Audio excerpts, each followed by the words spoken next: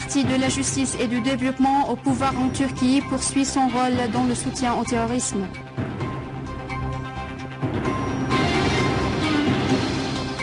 Le Premier ministre géorgien reconnaît l'incapacité de son pays de contrôler les opérations de recrutement et l'envoi des terroristes en Syrie.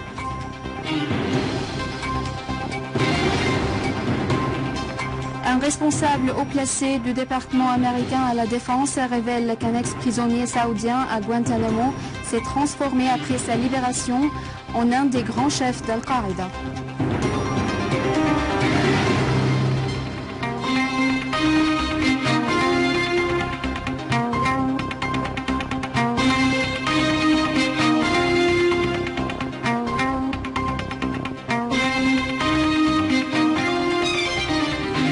Mesdames et messieurs, bonsoir et merci de nous rejoindre.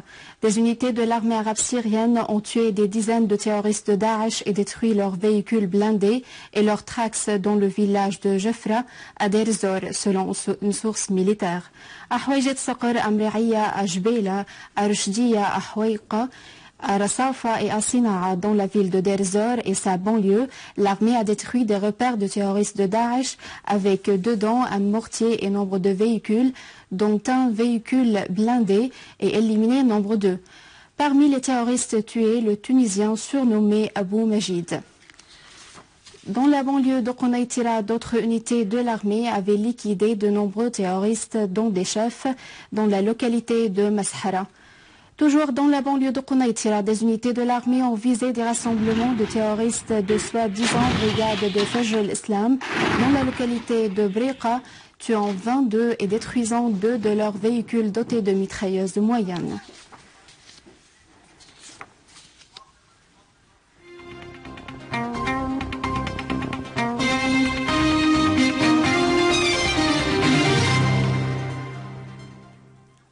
Le ministre russe des Affaires étrangères Sergei Lavrov a affirmé l'importance de mettre un terme à l'expansion de l'organisation Daesh sur de larges superficies de territoire en Irak et en Syrie.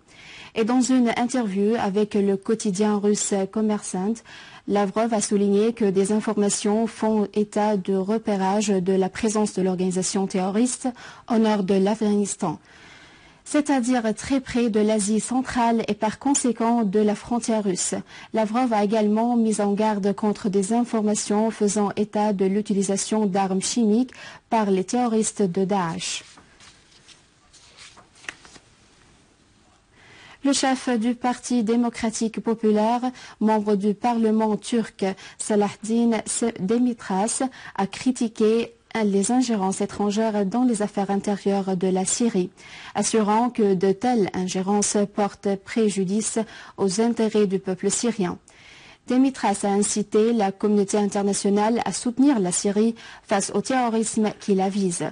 Il a mis en exergue les sacrifices de la population de Ain Arab face aux terroristes de Daesh, estimant la lutte de cette population fait partie des efforts déployés pour préserver l'indépendance et l'intégrité territoriale de la Syrie. Demirtas a fait noter que le gouvernement turc du Parti de la justice et du développement n'avait pas adopté les mesures nécessaires pour mettre fin à l'infiltration de terroristes en Syrie depuis le territoire turc. Le Parti de la justice et du développement en Turquie poursuit l'accomplissement de son rôle dans le soutien au terrorisme par ordre de la Maison-Blanche. Tout le monde est conscient que le Parti de la justice et du développement a une relation étroite avec le terrorisme dans la région et qu'il est son principal sponsor. Et la Turquie et le peuple turc en payent le prix. Et c'est ce que nous avons aperçu dans les attentats de Raheniya. Le Parti de la justice et du développement est le pur produit des États-Unis. Et toutes les politiques de ce gouvernement ne représentent pas la vision turque, mais la politique de la Maison-Blanche uniquement. Le seul produit que le Parti de la justice et du développement exporte aux pays voisins est le terrorisme. Ainsi, le terrorisme qui se poursuit jusqu'à maintenant en Irak et en Syrie est dû au soutien du Parti de la justice et du développement. Jadis, nous échangions les marchandises avec nos voisins et maintenant, nous leur exportons uniquement le terrorisme. Grâce à ce gouvernement, nous sommes devenus des ennemis avec tous nos voisins dans la région. Le Premier ministre géorgien a reconnu l'incapacité de son pays de contrôler les opérations de recrutement et l'envoi des terroristes en Syrie pour rejoindre les rangs des organisations terroristes. Le Premier ministre a ajouté que des terroristes du monde entier affluent en Syrie et la Géorgie n'est pas une exception. Des médias géorgiennes ont révélé aujourd'hui la mort de 8 terroristes d'origine géorgienne en Syrie.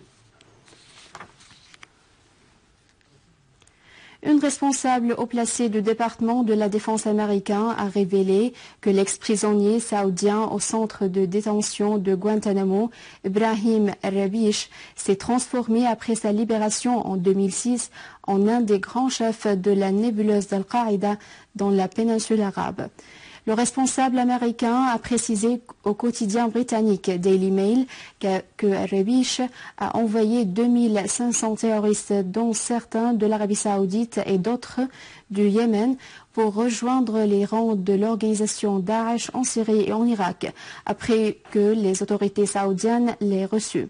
Le quotidien a révélé qu'un Britannique et 2 Canadiens ont été tués après qu'il ait rejoint les rangs de l'organisation Daesh en Syrie.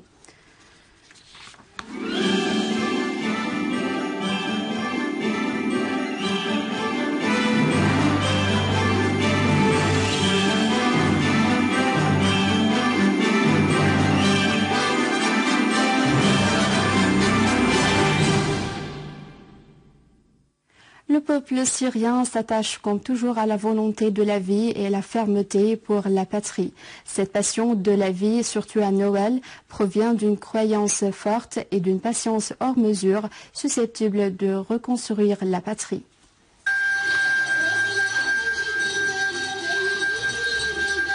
Comme chaque Noël, les cadeaux souhaités par les enfants en Syrie sont toujours envoyés au Père Noël, qui cette année est venu sur un motocycle des forces de sécurité intérieure.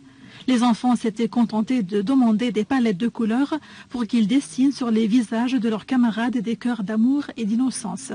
Pendant les 4 dernières années, les célébrations de Noël ont été réduites aux prières seulement, sans autres festivités ni décorations qui rayonnaient les rues et les maisons de Damas à Noël avant la guerre. Pour émettre un nouvel espoir dans le cœur de tous les Syriens, des activités ont été organisées cette année dans différents lieux, dont les crèches d'enfants à Dahiyat al-Assad, dans la banlieue de Damas. Les enfants étant l'esprit de Noël et de la Syrie méritent de vivre en paix, loin des guerres et de la destruction. Nous souhaitons que 2015 sera une année d'amabilité, d'optimisme et de fraternité. Notre joie de cette festivité aujourd'hui est dédiée à l'armée et à notre dirigeant. Nous assurons à tout le monde que nous sommes un peuple unifié et que rien ne pourrait nous diviser. En dépit de la douleur, les Syriens garderont la foi en la capacité de la Syrie de devenir mieux qu'avant. Il y a un grand espoir que la prière l'année prochaine sera une prière de remerciement pour la victoire de la Syrie. À Noël, les Syriens prient à Dieu pour le rétablissement de la paix et de la sécurité partout dans la patrie. Les communautés chrétiennes dans la région d'Al-Qalamoun, dans la banlieue de Damas, ont d'eux-mêmes fêté Noël en effectuant des prières dans les églises et les lieux de culte. Les dignitaires ont affirmé dans leur messe que le message de Noël résiste aux violences. Ils ont affirmé que la naissance de Jésus est le signe de la vie qui ne cesse de se renouveler, telle une source permanente d'espérance pour le monde entier et pour les Syriens en particulier. Ils ont également affirmé que la fermeté de la Syrie face au terrorisme est due à l'unité et à la cohésion de toutes les composantes de la communauté syrienne. Dans cette fête de Noël qui signifie la paix, je veux viser un très bon souhait à tous nos fils, à tous nos frères qui sont dans tout le monde. Je veux dire que Syrie est là, Syrie est toujours forte, Syrie est beaucoup plus forte que toutes les tentations qu'elle a rencontrées durant 4 ans et elle va toujours continuer avec son peuple qui aime la vie et qui veut toujours célébrer ses fêtes, qui veut toujours célébrer la paix. Aujourd'hui, c'est la fête de la paix. Alors, bonne fête pour tout le monde, joyeux Noël et bonne année. Et à la fin de ce journal, je vous rappelle les principaux titres. Le Parti de la justice et du développement au pouvoir en Turquie poursuit son rôle dans le soutien au terrorisme. Le Premier ministre géorgien reconnaît l'incapacité de son pays de contrôler les opérations de recrutement et l'envoi des terroristes en Syrie.